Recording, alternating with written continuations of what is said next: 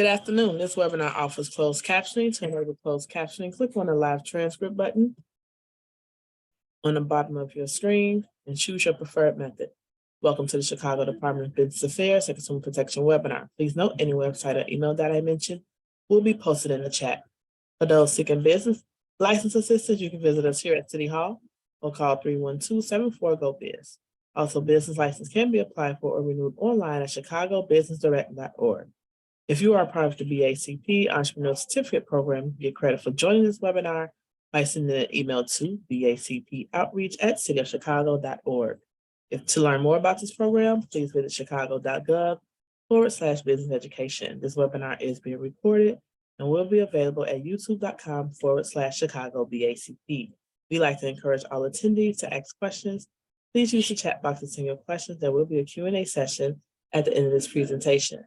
Please note the views, information, and opinions expressed during this webinar are solely those of the presenter and do not necessarily represent the official policy or position of the Department of Business Affairs, Consumer Protection, or the City of Chicago. At this time, I will now turn this webinar over to Scott for us to begin. Scout, I think I said that right. I'm sorry. Yeah. Thank you, Stella. Welcome, everyone. Welcome to today's webinar, Marketing Tune-Up. We are providing to you today some really actionable tips for marketing your brand. But before we get started, we want to take a little bit of a moment to share about the session sponsor, NAWBO Chicago. NAWBO Chicago is the National Association of Women Business Owners, a network that's the voice of more than 12 million women business owners nationally. It provides women with leadership, education, networking opportunities, and it's a voice for its members on economic, social, and public policy issues. For more information on NAWBO Chicago, please visit nawbochicago.com. And now, let us introduce ourselves. Hello, everybody. Thank you so much for joining. I'm Faith Hurley. I'm a co-founder at Pinpoint Collective, a women-owned design thinking firm based here in Chicago. We are passionate about design thinking because we are genuinely obsessed with understanding the driving why behind the real human that you call a customer. Thanks, Faith. Hello, everyone. I'm Amanda Wurzbach. I am the founder of Total Dish Branding and Messaging. I spend all of my days working with small business owners, business owners, I should say, of all sizes, helping them decide or figure out, take all the things that they are and sieve it down to the one thing that's really most important, unique, and exciting about them. So messaging is the game, and I can't wait to talk to you more about how I might be able to help you. Love it. And I'm Scout Driscoll, founder of DesignScout, a Chicago-based branding agency and full-service design firm. You may have seen some of our work for clients like Cooper's Hawk Winery and Restaurants, the Big Ten Network, Goddess and the Baker, Metropolis Coffee. We help businesses across industries convey the value of their brand in the blink of an eye. And we'll be talking about that in a little bit as well. Okay, so I'm the lucky one who gets to kick us off today. In my past, I was the director of marketing of a number of large restaurant groups, and it didn't matter where I was in two different stages. I was either throwing spaghetti at the wall and crossing my fingers, or I had an Excel spreadsheet that was so rich with activity that I was running myself ragged and never really sure what was working and what was worth it. And so that is one of the reasons why I work so hard to focus entrepreneurs on what are the foundational areas that you need to focus on the most. So today we're going to give you some of those foundational insights into three areas. We're going to talk about message, audience, and design. This is real life advice that we give our clients all the time. And we're really excited to let that story unfold for you today. So as I said before, we're always overwhelmed. We know how crazy busy you are, but the real secret to succeeding in this genre is about being laser focused. And I always like to think if there need to be parameters to our plans. Otherwise, anything's possible and the day never ends. So today is going to be about drilling down and helping you with those laser focus. So number one, Faith is going to be talking to us about audience, how to target our marketing to the very best audience. As I said, I will be talking to you about messaging, talking about how you engage instead of explain what you do. And then Scout will be enlightening us with some of the ways the design can enhance how you tell your story. And now I will pass the mic to Faith Hurley, who will tell us, she's going to wow us. I'm so excited to be a part of this. I know I'm going to walk away with so much today. So Faith, take it away. Thank you so much, Amanda. Again, we really want to just try to put an art and science to what feels like a lot of noise every day as entrepreneurs. And we feel we can say that because we are 3 entrepreneurs in the exact same boat as you all. So as Amanda said, this is the best advice that we give to our paying clients, as well as what we hold each other accountable to. So in terms of kind of this art and science arch, the very first step that we do when the 3 of us are collaborating together is really understanding the audience that we're trying to reach, because we genuinely believe that great design and great marketing comes and starts with great research. So if we want to go on to the next one, we're going to be doing a little bit of that passing the baton because someone's Vanna Whiting, which I'm sure we're all familiar with now in the Zoom world. So for timing is a little, just be patient with us. I think this is really the foundation of what my portion of the webinar is going to be focused on, because here's where we need to start, because it needs to be a realization or a reframe that this might hurt your feelings, but it has less to do with what you do as a marketer or as a brand and more to do with who, so the audience, the consumer, the customer, and who they are as people, and finding ways to connect with them based on who they are and not what you do. And that takes some practice to understand that reframe, but trust us that once you have that understanding that what you do is so valuable, but the only way for them to know it is if we can communicate in ways that they see themselves and see the value in their own perspective. So if we go on to the next one, we are all victims of this, I guess I would say, because we all, of course, started a business because we had great ideas, we were passionate about something, and we knew that there was a market for it. So based on that, we all assume we think we know our audience so well, and it may be because of one of these many inputs or a combination of them below. So I'm going to kind of give a high level overview of all of these. And just while I'm reviewing them, let me know if you in your mind, you see yourself in this, or you've worked for companies that this is how it's been kind of described. Oh my goodness. We have data upon data upon data. Everyone is all about the data right now, which is incredibly valuable, except if you're not actually analyzing the data correctly or gathering even the right data in the first place, or more importantly, if you're not then making it actionable, it ends up just sitting on someone's computer or in a report somewhere, and it's pretty much useless. The other input that might make us think we know our audiences: company leaders making decisions around design or marketing based on their personal preferences. So based on colors that they personally like in their home, or trends that are resonating with them. And they might not even be the person that we're trying to actually communicate. And if they are even part of the segment, they're only one person of that segment. So just because they like Navy might not mean that's what we actually want to communicate to our outward facing audience. The third input is companies think they're playing it safe by playing to the middle. This used to be actual business advice, but what we're here to say is debunk that, because if you're talking to the middle, you're talking to no one. And it's a very dangerous place to play because no one can actually connect with you in your brand or in your marketing. Companies lean on what we've always been doing. So these kind of entrenched beliefs or these inherited assumptions that it's just ever since I've worked here, this is how we've done it. Or if it's my company, again, it's what I'm then passing on to my teams and my employees. And it starts to lose if it's ever actually been validated or if it's all just been based on assumption. And last but not least, companies making major business decisions based on personas. So the amount of companies that we work with that go out and pay a lot of money to have some segmentation brought to life in this persona level. Now, there are plenty of companies that do that really well and personas that are really rich, but most of the time what we see are very one-dimensional. She's a female from 22 to 47. She likes shoes. I don't know how you make that actionable and how you market or brand to that, because even in that age range, even in that female category, we're very nuanced, we're complicated people in all the right ways. So if you have seen yourself in any of these inputs, do not fret. There's a process to get ahead of all of this. The first step of that process is genuinely looking at quantitative research. So I know I kind of gave a dig to data before. I'm actually a huge data nerd if we're doing it in the right way. So what we really want to understand from data is market share. Is there enough people that we even want to be communicating that this makes the impact versus the investment?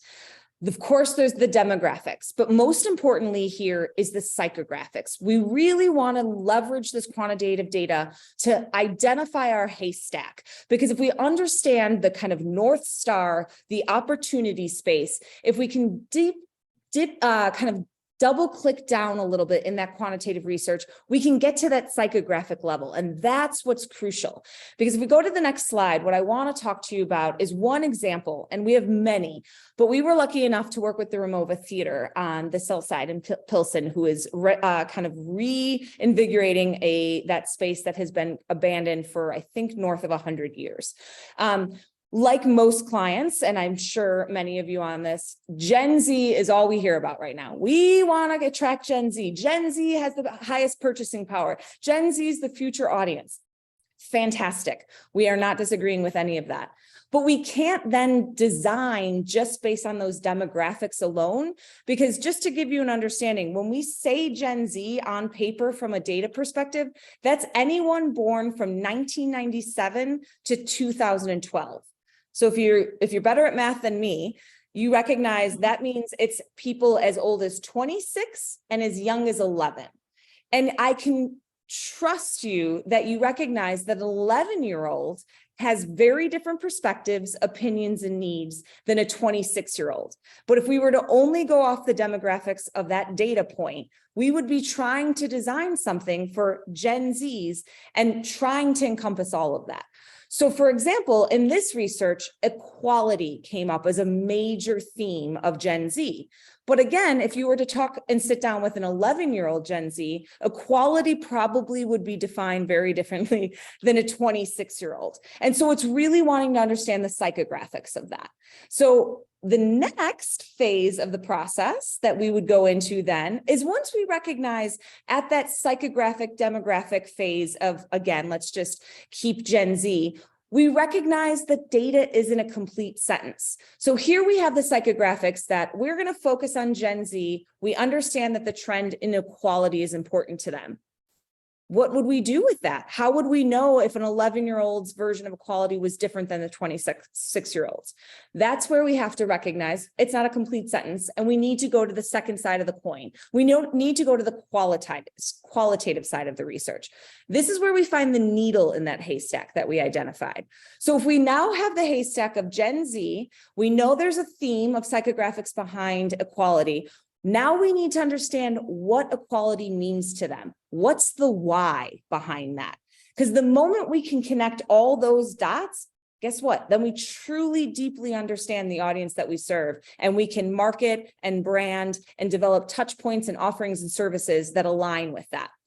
So the very first thing we do is do firsthand qualitative research. Qualitative research is just a really fancy word for just like one-on-one understanding people for why they make the decisions that they make. Because as humans, we say we do a lot of things, and then we actually do very different things than what we say. So a good example of this, if we go to the next slide, was that element of equality. Once we started talking to what would be the right segmentation within Gen Z, Equality there meant simple things like bilingual servers, having restrooms that had accessibility for all genders, special attention to ADA, keeping the bathrooms clean so that makes people feel like the venue is safer. There's trust in that. And this one quote, I could only, pull one of all of the great quotes, but this idea of feeling comfortable and everyone feeling welcome. The other example that I'll give, sorry, Scout, if you don't mind giving me a second, is this idea of, again, drilling down on people do things differently than they say they do. We were working with a major sports team before, and they send a fan survey out every Monday. And they were about to make millions of dollars of renovations based on this trend that they were seeing in the data around healthy. Well, I think this sums up what we do differently than what we say we do. If I received that survey on a Monday after I'd been to a baseball game and ate nachos and hot dogs and had a couple beers, you better believe that Monday in my office, I'm going to choose, I want healthier options because I have now reflected on my weekend. But never when I walked into that stadium would I be like, where's the salad bar? I'd smell the hot dogs, I'd want the nachos, and I would act differently than the data set up to do so. So that's why we always challenge both the quantitative and qualitative research lens to really understand that why behind the consumer. So now if we go, I want to try to connect these dots even more kind of quickly through making sure that we understand that people are whole humans. They're not just the human that has a transaction with you. So again, if we went to that persona level of that female that's 22 to 47, I don't even remember the ages, and the shoes. Well, they might also be a mother, they might also be a wife, they might also work, they might be a caretaker of multi-generations. There's a lot of complexity that then we can show up for in ways that actually improve them as a whole human being and not just in the moment that they're interacting with our brand. And that's when it becomes differentiated and truly understanding your audience and what drives them to choose you over someone else. So to connect these dots a little bit more clearly, I wanted to go through a case study at a very high level. And again, we will be giving you our contact information. We would love to have more robust conversations with each and any one of you that have interests. So just for the sake of time, I'm going to keep this moving at a pretty quick clip, but please know that we would love both Scout, Amanda, and myself to connect with you on anything in a more deep level. We recently worked with a dental association. You might know them. They're 164 years plus professional association with over 161,000 members. So a well legacy company. They started to understand that for the first time ever in their industry, it was looking very, very different. For the first time in dental school history, it's 50% men and 50% women. For the first time ever in the history of the dental industry, it's the most diverse it's ever been. And they were smart enough to recognize that perhaps because of thinking they knew their audience very well, all of those entrenched beliefs that they knew, they were smart enough to challenge those and say, do we actually really show up for the consumers, the dentists that we serve? Do we know what they want? Do we know who they are? And do we know how we have to show up for them? So they hired Pinpoint to go out and better understand what it would take to better understand dentists as a whole, and then hence retain and attract new members going forward. So we did the exact process that we just described to you guys. We looked at them as a whole human. This association, of course, was looking at them as dentists, which makes perfect sense. But those dentists, again, might be mothers, they might be fathers, they might, have a side gig that they also really appreciate. They might have hobbies. All of those lifestyle choices affect their day-to-day and affect them as dentists. So we really, again, want to look at them as the whole human. After we look at those lifestyle choices that they're making that influence their why, we can nail down into the industry at large, then into the specific sector, and then into what this association's offering was within that.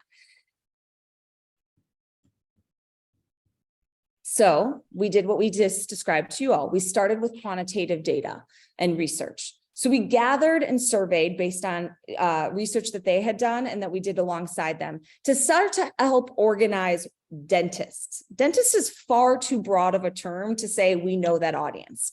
And they started to fall into some categories based on some quantitative responses. So some of the things that they were focused on were debt relief. That was the driving behavior of what they associated making decisions. Other was, I became a dentist because I wanted a work-life balance. I wanted to be able to work only so many days a week, control my schedule, be at my daughter's recital. Others were, helping their community. They become a dentist because they wanted to do good in the world. So right away, we started to have some of those haystacks, some similarities amongst them as dentists, as that category that's large, but also some differentiator driving behaviors of what was helping them make decisions. But even that work-life balance might mean something very different to one dentist than the next. So what did we have to do? I'm going to assume that you're all in your offices saying, do qualitative research and responding. Yes, we had to go and look at the other side of the coin and understand the why. So we went out and we talked to dozens and dozens of dentists of all different shapes and sizes across the country, different demographics, different psychographics that lined up with those driving behaviors that we had. And we drilled down deeper. We started to understand, for example, work-life balance meant something different to one person than it did another. And debt relief and how they were going to solve that and what stress it put on their life meant something different to one that had 4 kids than it did to someone that had just graduated from dental school. But the biggest learning came in this research, which it's on the next slide, of these triggers. What became very clear was at the current state, this association had decided to take these dentists and organize them into those quantitative. Had they not done the qualitative, they would have pushed debt relief content, marketing, products to the same group over and over. And what this research revealed was we're not static humans. We change day to day, hour to hour, but most importantly, year to year, and very much so in our career profession. So there was this big aha for the association at large that just because we did one survey, or they did and would continue, they couldn't just keep them siloed in debt relief forever, because either a career or a life trigger would come in and recatapult what that person was focused on the next time. So just to give you kind of an overarching view, some of these drivers, again, in life were, I fell in love, I got married, I needed to move states. That means they have to be relicensed. It means they have to open a whole new practice. They chose to have children. They chose not to have children.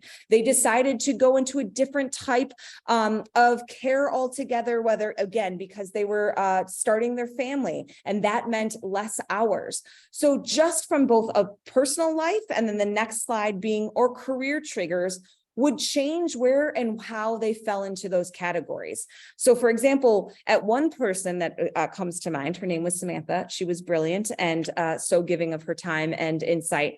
She graduated with over $400,000 in debt out of dental school, which is the average at this point. When graduating, she could care less about work-life balance. It was all about debt relief. It was all about getting herself out of that hole. So she worked nonstop. And so had we engaged with her as the association and pushed out marketing or offerings or products to her, they would have resonated at a certain time in her life, and she would have seen herself in this association. She would have signed up. She would have paid dues. She would have seen the value. However, if we just kept pushing that to her and not expanding and understanding this whole human, we would have missed opportunities to retain her or for her to tell other like-minded dentists the value of this. But because we could start to track these triggers that were happening, then we understood at some point after burning herself out, working so hard to get herself out of debt relief, work-life balance became her driving behavior. And that was what she needed to understand from this association. And that's the content and offerings she needed to see.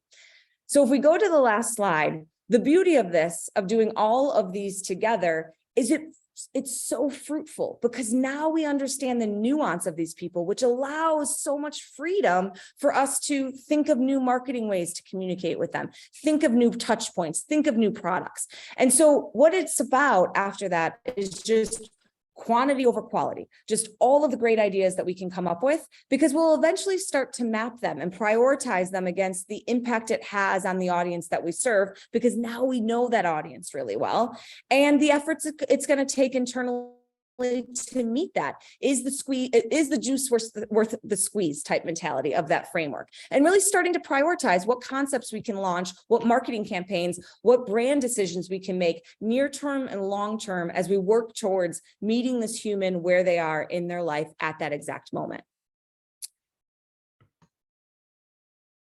And these are just some of the awesome concepts. They launched every single one of these concepts going forward after they did the work with us. So they developed a partnership with Athletico because dentistry is one of the most physically draining jobs there is. You're hunched over, you're doing a tiny work, they say a vital work. They launched a CE portal for people to be able to organize all of their continued education. They marketed completely different for all of these, but it affected every single one of their marketing touch points, as well as their branding and as well as their offerings going forward. So just a few things to think about as you guys go out and start to really understand your audience. I'm going to fly through these because this is being recorded, so you can revisit these later. But when you're looking at that quantitative lens, no matter where you are in your journey, if you are working and you are collecting data within your own company or working for a company that does, start to get your hands on it, start to understand it. If it's not non-existent, start small, start surveying your current customers, get a baseline of what we understand about them. Start to understand some patterns around them. Is there patterns around age or even just location? Are there characteristics or psychographics that we uncover in this existing data? And those patterns are starting to identify that haystack that we really need. Then look for analogous trends that those people care about. So again, rather than it just being a female from some age group to some age group, understand if they're a caregiver to multi-generations. Are they both a mother to their own children, but taking care of their aging parents? What are analogous trends that help solve that niche moment in time? And how can we take inspiration from that for our qualitative research? Speaking of qualitative research, some things to think about for that phase of it. Create a list of potential participants from your existing customer base that align with what we started to identify in the quantitative research. Then we can start to talk to them, deeply unpack that a little bit more. Develop some virtual activities, have them respond to products that you have coming up, launches, releases, campaigns, whatever that might be. Start to co-create with them, get some real people responses so that we're looking more outward, giving them a seat at the table and a voice at the table versus just inward based on our assumptions of what we think they want to hear. We always make sure that if we're not meeting with them in person, just some little anecdotes to have our cameras on, our screens on, so we can create a really safe and inviting environment for the participants to open up.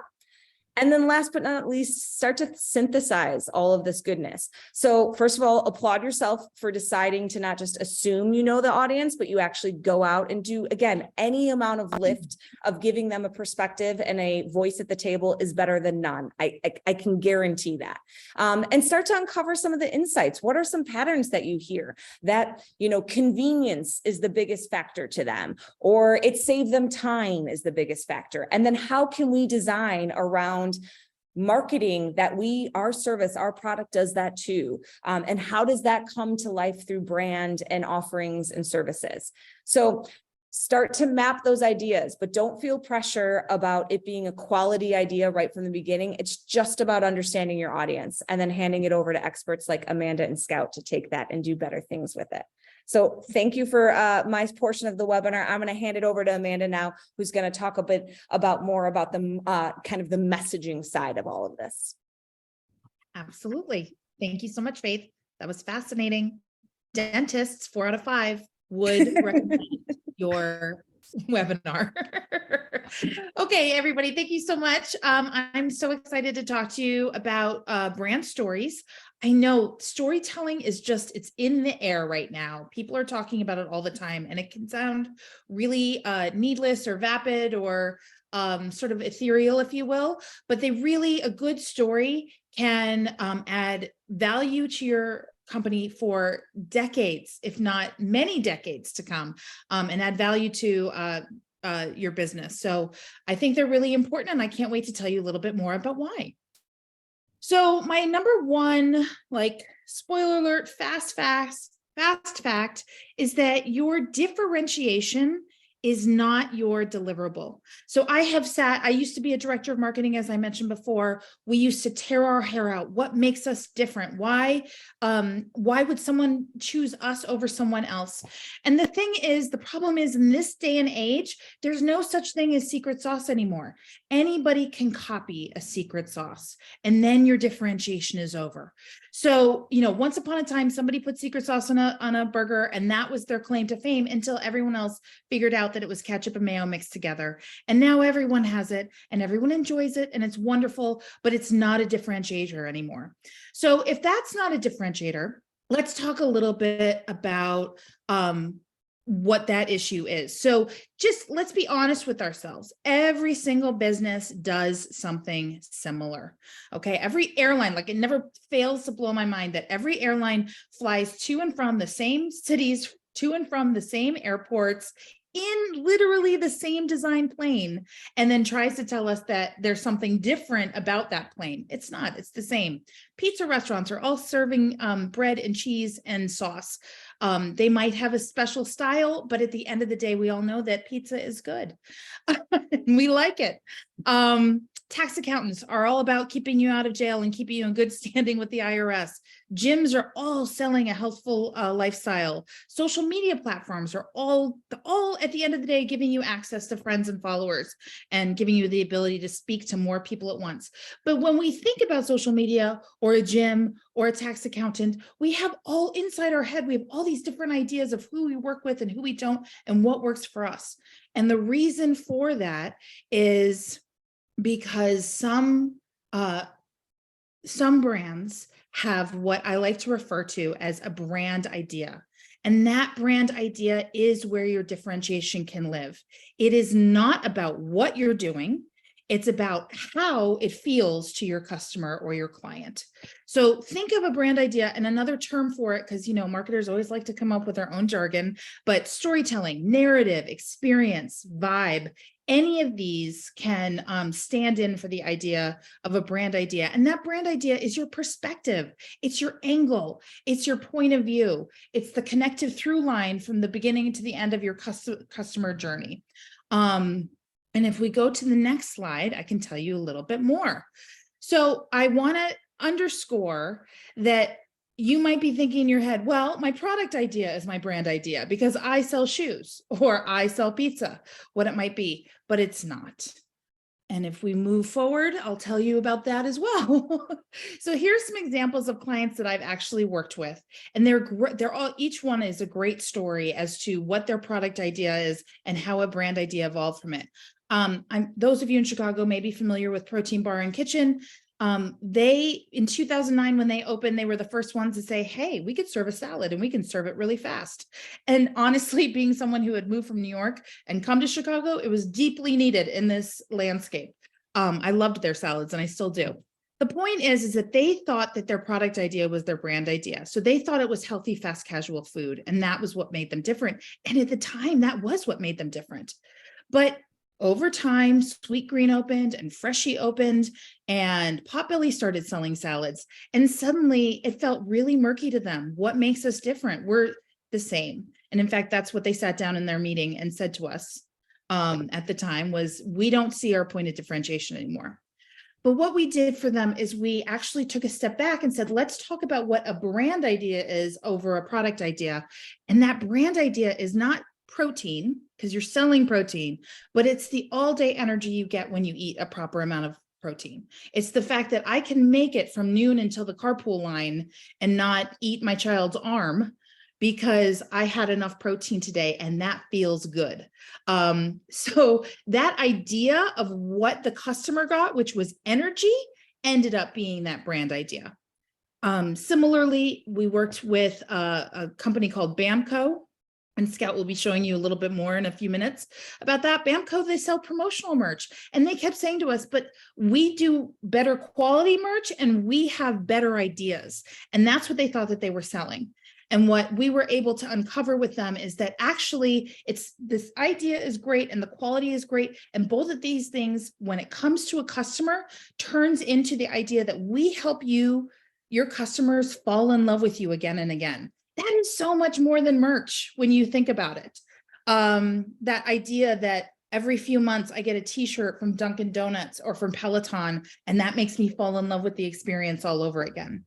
Finally, I did some work with James Thomas, they are prolific interior designers, but you don't really, when you're an interior designer, you don't want to pigeonhole yourself into a space where you're just talking about, well, we only do mid-century modern design, or they do everything. So how do we express what makes them special or different? It's not just interior design. For them, they were the most hospitable, kindest humans to sit in a meeting with. And we really came to understand that the idea of hospitality, or a home that serves your every need, that was the brand idea. So I hope this helps you understand the difference between that product idea and that brand idea. And then I'm going to tell you that you need even something else. But wait, there's more. There's something called a North Star. So while that brand idea is all really encapsulates what the experience is, or the motivation is in the heart of the customer, there's also this essence. And if you'll hear terms like culture or intention or instinct, heart, ethos, guiding principles. But really, at the end of the day, the North Star is a feeling. It's what motivates, it's what charms. If you go to the next slide, Scout, I can expand on that a little bit more, but that North Star is always an emotion or a spirit. And that does not mean that it's the best of something. So it's not enough to say I'm the best dentist, or I'm the best, this is the best Thai restaurant, and that's what I want to give my customers. I want to make them feel magic, or I want to make them feel love, or I want them to make me feel joyful, etc. So let me show you, this is an exercise that you can do, but these are some brands. I just showed you some brands that I worked on. Here's some brands that you might be much more familiar with. And you're going to see that every brand that impacts your life has this brand idea and this idea of a North Star driving everything that they message out to you. So when you think about Nike and athletic shoes, they're not saying we make the best athletic shoes. That is implied. That is the cost of doing business, literally. But they have been selling for literally the past 40 years, this idea that there's an athlete inside of every one of us. And that motivation, that North Star, in every single engagement that you have with the Nike brand, you're feeling motivated to get up and get off the couch and put down the potato chips and go out for a jog. That is what they want to sell.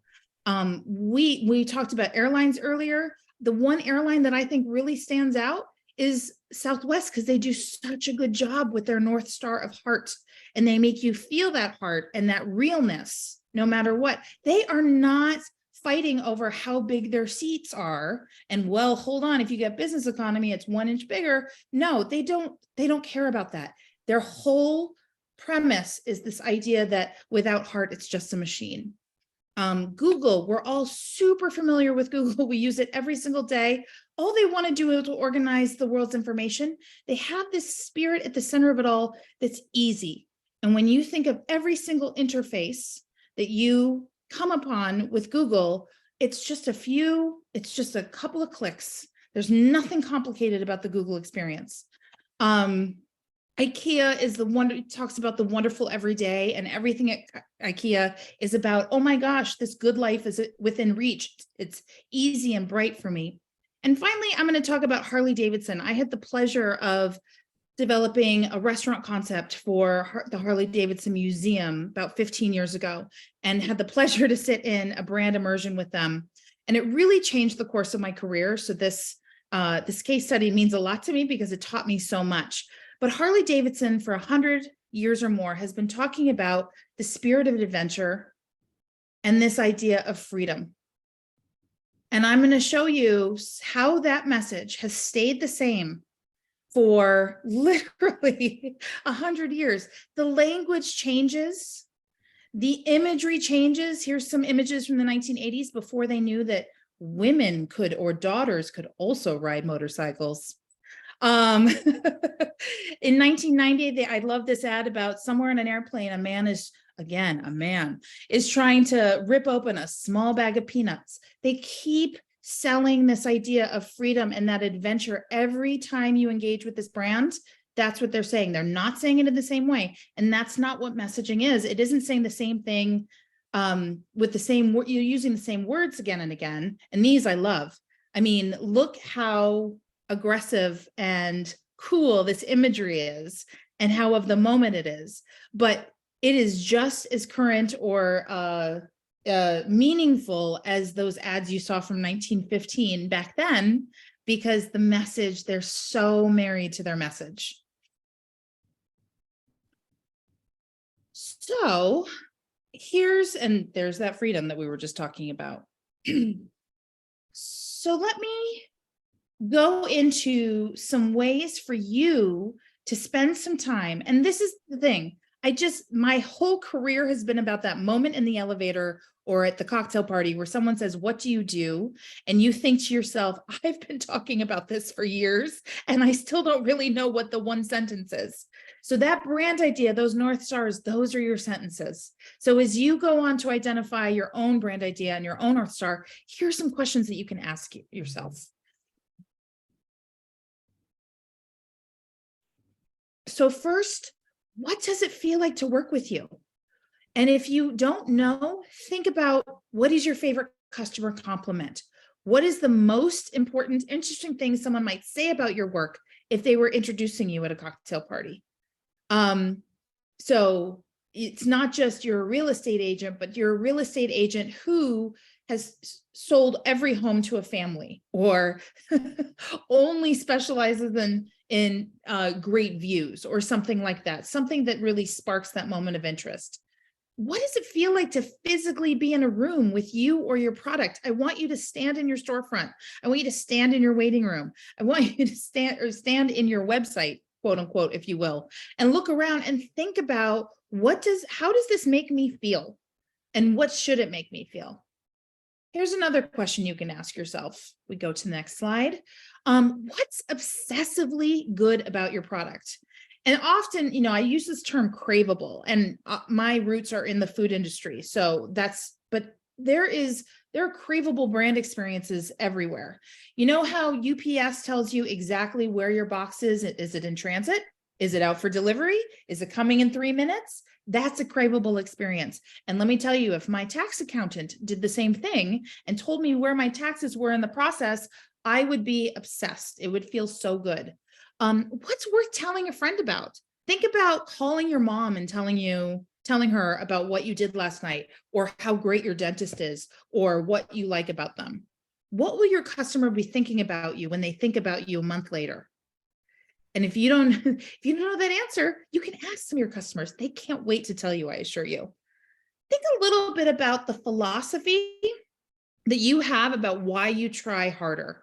What are you getting right that you think everybody else gets wrong? What do you stand for? What do your customers deserve? That's a really good one. Like, I do this work because, honestly, I do the work that I do because I got tired of not having this answer in the world. So I went out and said, okay, this is what I can do for business owners, help them land on these answers that always eluded me when I couldn't see the forest through the trees in my corporate world. Finally, in what tiny way are you trying to make the world a better place? That could lead you to, if that's just about being a part of the neighborhood or always having a friendly hello for everyone, that is the genesis or the nucleus of your brand idea. And then finally, it's really important for you to be honest with yourself and say, what does no one understand about what I do? I can't tell you how many clients I've had where they say, I went and stood on the golf course with Joe Smith last week, and Joe Smith can't believe that we do fill in the blank. And I've been doing this for 20 years. So how does Joe Smith not know that? And if that is so important, then you have to reassess, is that something that Joe Smith should know? And more importantly, how can I work it into my brand idea so that they know? What's the thing you've told your best friend that you do 4 times and he never remembers? Also, get a new best friend. But I mean, that's not professional advice. Once you've done this work, you are going to be in a position with those clear parameters that I started this conversation with you having, where you can say, hey, does my social media bring this brand idea to life? If you looked at this picture, Would you understand what I'm trying to say? Does my tagline inspire my customer or bore them to tears? Are those talking points engaging rather than explaining? I think that's really an important distinction to make. Do your campaigns build on your storytelling? Are you telling different parts of your story? Again, you don't have to repeat the same thing again and again. Just like Faith was talking about how real humans, like they're whole people, they're different pieces of your story. You don't have to present the same part of your personality with every engagement. And then finally, does your copywriting give that story some texture and some flavor and something that's uniquely you? I hope today gave you some insight, and this conversation gave you some insight into that differentiation that we all feel is so elusive is really in the creative idea. And that creative idea comes from what your customer or your client is getting from you and how doing business makes them feel. And if you can tune into that idea, then you will be in a great place with your messaging. Thank you so much for this opportunity to chat with you guys. I am going to hand this over to Scout because guess what? People don't read. People read design faster than they read words.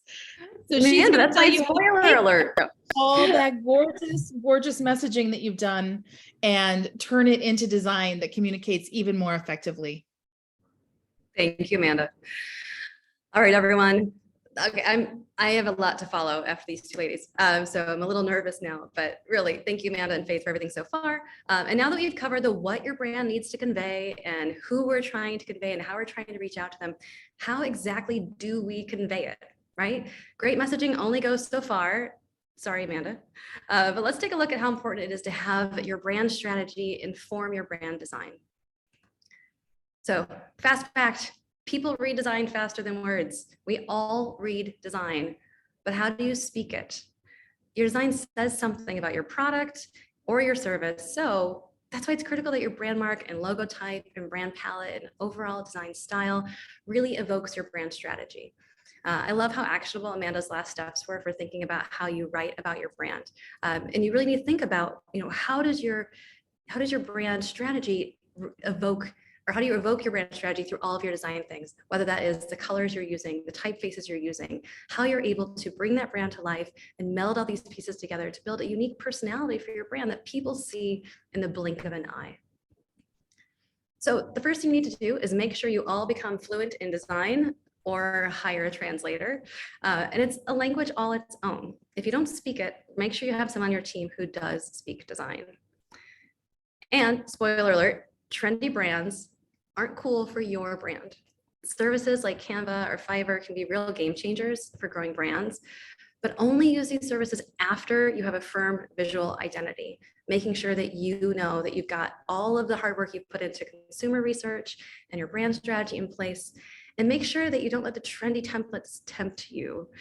It's really important that you have custom design, because custom design is going to specifically tell your story, and that's always way, way, way more effective. So leaning on trends for your brand puts your brand at risk. And if you know what this picture is, you get bonus points. Being trendy is super fleeting. It's ubiquitous. You're going to see the same designs everywhere, and it's a really obvious solution for your product. I always say, if you can replace the wording in your logo on your website with someone else's name and it works, you don't have a brand, you have a logo. So make sure that you're able to understand how the full palette of your brand comes together to really differentiate your visuals from your competitive set. And also, design's a way to communicate your unique story. What you show is an opportunity to further imprint your point of view on your audience. Don't let this big moment be wasted by following trends. Design that's customized to tell your story is the most immersive way to get your point across. So in the age of TLDR, or too long didn't read, a picture is still worth 1,000 words. So here are a few examples of client rebrands based on our brand strategy, none of which lean on trends. Let's start with BAMCO, the promotional product company that Amanda had mentioned. BAMCO is super innovative. They are complete outliers and disruptors in the promotional product industry. They are the folks who almost single-handedly kept Peloton in business by having a promotional product strategy for Peloton that really got people to stay engaged when their bikes were taking 6 months. They invent these strategies that are really life-changing for businesses. And their logo had been around for 15 years and felt like literally everyone else's logo. So this is if you can type your name in and there's someone else's name in your logo and it looks fine, then maybe you don't have a great brand. But their North Star was all about this idea of impact. So you're going to see this concept of impact in the way that you turn the corner in this logo, in this very kinetic mark. James Thomas, as Amanda mentioned before, the luxury interior design studio, this custom script mark really highlights that brand North Star of hospitality. It's like those little signatures. These are literally inspired by their signatures of James and Tom. You'll see the 2 different M's in the signature. And they're meant to evoke a thank you note and that little touch of hospitality for that brand. Or like Amanda mentioned before, Protein Bar. Protein Bar and Kitchen was all about this idea of all-day energy. So we gave them a modern mark with lots of circular motion, super clean and contemporary to convey this idea that you're going to be ready to go all day long. And here's a quick case study. It shows how you can take a look at design beyond your logo. So we begin with your logo mark, but a robust and mindfully selected brand palette will give your brand the tools you need to stand out. So go beyond just your logo. Think about all of the pieces that you need to bring that to life. But in this example, for this brand system for Sunny Bowls, a fast casual serving healthy foods at the Merch Mart. If you've been there, give me a wave. It's so good. But we begin with this playful mark. You'll notice that the little drip on the Y is kind of like a drip of soup. But then we wrap that mark in this full brand idea and full brand palette. So here we see the logo mark and this idea of these beautiful typefaces, this bold, vibrant colors. And this palette reflects this idea that soup is all about care. So the person putting the garnish on top of the soup, these little hands throughout show that concept of care. But this brand also reflects the brand strategy of it being very global, this inspiration of being optimistic and vibrant. And so these are all directions that Amanda gave us during the brand strategy phase that we were able to bring to life in this really mindful brand palette. So when you put together that logo mark and that brand palette, you get this idea of a dynamic brand experience that brings the brand to life, both online, in person, in packaging, in the product, and it really works across the board. So remember, your brand goes beyond the logo, and there are boundless opportunities to use a robust brand to further tell your story. So wherever your customer is looking, you should be using design to further your relationship, whether that is through advertising, print advertising, your website, your stationery, if it's your brick and mortar elements, within your business's walls, gallery walls, signage, even the sign on the bathroom can be cool. Go to Goddess and the Baker and take a look at their bathroom signs that say Lou or Lulu, every Lou will do, and they have little stick figures everywhere. So really there's not a touch point in your brand that you can't add mindful design and brand strategy through as well.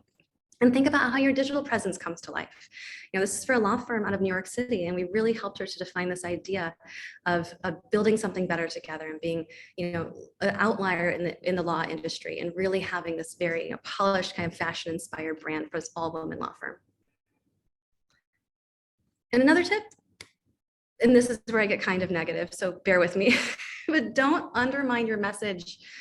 Presentation is super, super powerful. Under executed or bad designs actually say more about your business than great design when you're getting it right. So for example, I always recommend avoiding temporary signage, period. It does not evoke trust. It doesn't tell me that you're invested in this business. So when I see a new restaurant open and I know I open restaurants all the time. If you don't have enough to invest in putting a sign on your space before you open your doors, the community will never feel like you're invested in the community. They're going to feel like you're going to be there temporarily. This was a long time ago example, but when Byline Bank, which is a great bank, started converting locations to Byline's brand, they started putting banners all over these bank signs. Would you trust a bank in the era of all these local bank collapses with a temporary sign? I don't think so. Be really wary of things like homegrown graphics. So many businesses struggled during COVID, but everyone had handwritten signs in their windows. And we all had bigger fish to fry, for sure. But try to avoid doing things with, also watch out for the Metro, sorry. Anyway, try to avoid putting signs with handwriting. Work with a designer, go to Kinko's, print it yourself. Canva has 1,000,001 ways you can have things that are on brand. Would you trust a restaurant like this if they have a hand-drawn sign? Do you think they have a clean kitchen? Would you let your kids eat there? I wouldn't. And also avoid platitudes and generic graphics. They do not convey expertise. Does this design tell you that this law firm takes things seriously? Also, I blurred them out so they can't sue me. So please don't figure out who they are. But make sure that you are using professional graphics to convey and promote your brand. Just because you can access a template on Canva, or just because you do have PowerPoint, if you don't speak design, make sure you hire someone who does, who's fluent, or find a great resource that has amazing templates that do serve your brand strategy. Make sure everyone takes your expertise seriously. And now, how can you take these principles and put them into action? Here are some questions that you can ask yourself about your brand. Are your brand visuals professional? Do you have a brand palette? Do I have a palette in mind for my brand beyond my logo? Do I adhere to my brand standards for cohesive branding? If you have brand standards, do you really understand them? Are you using them in the way that's appropriate? Does your logo really capture your brand's unique story? Can you type someone else's name in your mark and have it be anyone else's logo? Are your brand visuals timeless and unique? Ask yourself, am I risking being too trendy by sourcing brand assets exclusively from resources like Canva or Creative Market? Am I buying templates from Adobe Stock, et cetera? And have you established a look and feel of your business based on your unique brand and brand strategy? And finally, are you leveraging design enough? Ask yourself what parts of your sales process need to be more professional and on brand. Is there consistency in my brand collateral from the top of the funnel to the bottom of the funnel, from the first thank you email to your email signature to your thank you gift? What marketing materials are you using that you could use or that could really use a refresh? And are you making the most of spaces where your customers are looking, from social media to your storefronts? Always be aware, especially for older businesses, of what you're presenting to your customers everywhere and how you can encourage and use more of your storytelling throughout your design. So I hope that today has been super, super helpful. I know, Amanda, I was going to have you wrap it up. Since I'm already here, I'm just going to keep going. First of all, thank you so much to the City of Chicago Department of Business Affairs and Consumer Protection for having us today, and for NAWBO for sponsoring. We're going to open the floor for any virtual questions that you have. So if you can put a note in the chat, Stella from Business Affairs is going to help moderate for us.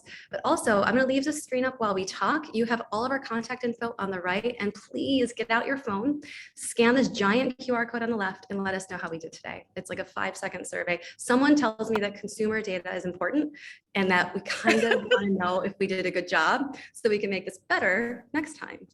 So without further ado, I would love to answer any questions that you all might have. All right, I'm not sure if Stella's with us, but if you have a question, pop it in the chat and I will read it for you. Eric asked, what camera do I have? It is just my MacBook Pro camera, and thank you. He said, it's very clear. He didn't say that I look great today. He just said it's a very crisp camera. And we will be able to send you a recording. I believe the city is going to put it right on their website as well.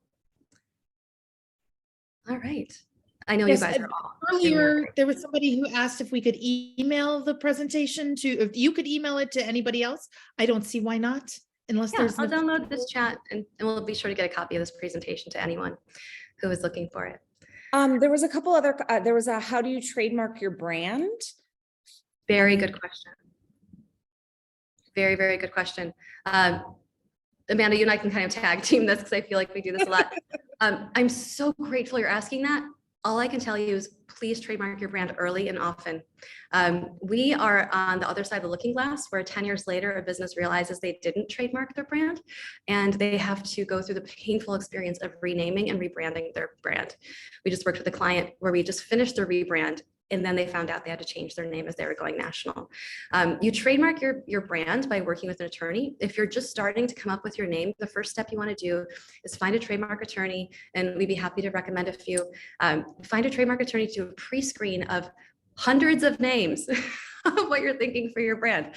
You will notice maybe like 10% of the names that you want to have, unless they are very, very fanciful and different, are going to be available potentially for trademarking. Then you'd have your trademark attorney file an application with the USPTO, the United States Patent and Trademark Office. They're going to help you go through that process. This is a 12 to 18-month process. So once you get it in the process, it's common to start using your brand anyway, but you want to make sure you're working with an attorney to get that application in as soon as possible. I'm going to keep moderating, Scout, if you don't mind, because you Ooh. were answering. So there's a lot about wanting a copy of the presentation, sending emails. So I know that Business Affairs will be handling that. There's a mention that the survey says they need permission. So we'll go in and fix that on the QR code. So thank you to Tanisha, who was willing to give us feedback, because again, we really, really want it. Chanel is also saying that it needs permission. So great. We will get on top of that right now. Is this only available to people who have business in Chicago or anyone in Cook County? I'm going to leave that question to the Chicago Business Affairs, because I'm not exactly sure, but we'll let them address that for you all. Scout, you know, Eric came back and said everyone looks great, no MacBook needed. So it was not just your kid. How can I find out market share information for my business? Okay, so great. I will kind of handle that. So the most useful tool that I would refer you to that is essentially free is Esri, ESRI. If you look that up, you can start to put in zip codes and it will start to give you personas that are by market share. So how many of, families that make X amount dollars more, multiple people in the household in 60613. And you can just keep adding on the zip code. So depending, I think that's probably the most like scrappy version of a tool that you can use that you don't have to pay lots of money to get that kind of big brother data. But that's where I would start. I'd also be happy to connect with you directly, Nedra, to think about if you're more national, global, what you're looking at. A lot more around the copy, would liking a copy of this inspiring. We're working on the permission for the QR code. Yeah, Faith, I might need to add you to this because I am working on it and I'm not seeing where to share. Sorry. No I thought it worries. was covered. So we have a question about having an LLC and a trademark is the same, and which one should I get first? We are not lawyers, but I'm going to tell you that what I do know, and this is just as a woman in business, is that they are not the same. A limited liability company protects your assets. Trademark protects your name from anyone else using it. So you need both. I will tell you that if you are looking for a trademark attorney, Angela Wilcox of Wilcox IP is here in Chicago. She is so wonderful at her job and she is affordable. You may not think so at first, but call some other people and you'll find out how affordable she is. So highly recommend her if you are looking for a trademark resource.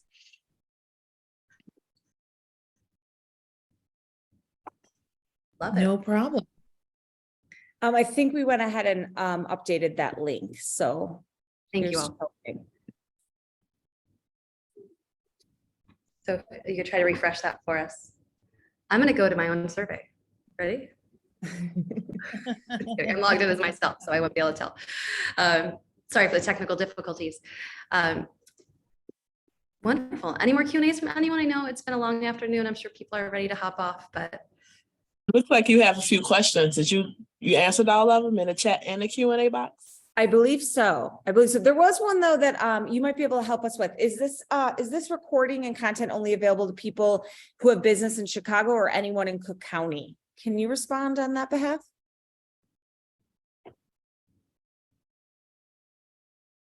Okay. Well, I guess we good.